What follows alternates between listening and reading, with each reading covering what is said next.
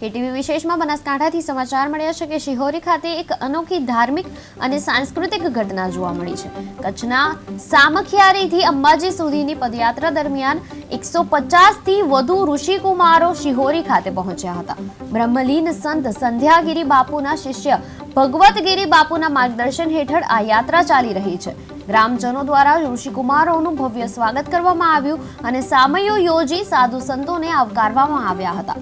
सांस्कृतिक जतन, गौसेवा અને યુવા પેઢીમાં ધાર્મિક જાગૃતિ ફેલાવવાનો સંદેશ લઈને આ પવિત્ર પદયાત્રા અંબાજી ધામ તરફ આગળ વધી રહી છે।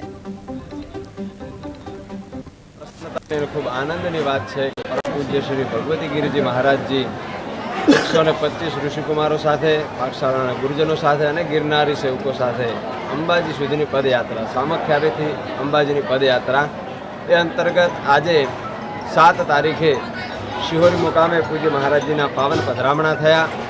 શિહોરી નગરી આપણી ગૌનગરી તરીકે ઓળખાય છે।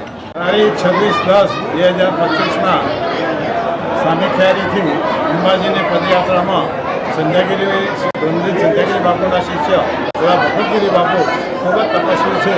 તેઓ ત્યાં આગળ વૈદિક વિદ્યાલય, સંસ્કૃત પાઠશાળા ચલાવે છે। 180 જેટલા બટુકોને ત્યાં આગળ નિઃશુલ્ક ત્યાં આગળ ભણાવવામાં આવે છે। ગૌ માતાની 300 જેટલી સેવાઓ કરવામાં આવે છે અને એમના મનમાં વિચાર આવ્યો કે મેં આખા ભારત પરિભ્રમણ કર્યું છે, પણ મારે સામખિયારીમાં અંબાના પદયાત્રા દ્વારા દર્શન કરવા છે। મંગલ માંગલ્યે શિવે સર્વાર્થ સાધિકે શરણ્યે ત્ર્યંબકે ગૌરી નારાયણી નમોસ્તુતે।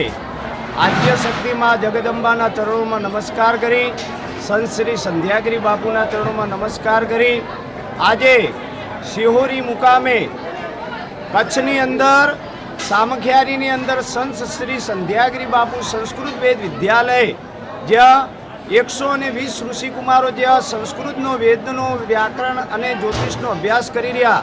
મહાપુરુષોદય ચરણારવિંદમ, ખૂબ પ્રસન્નતાની ખૂબ આનંદ।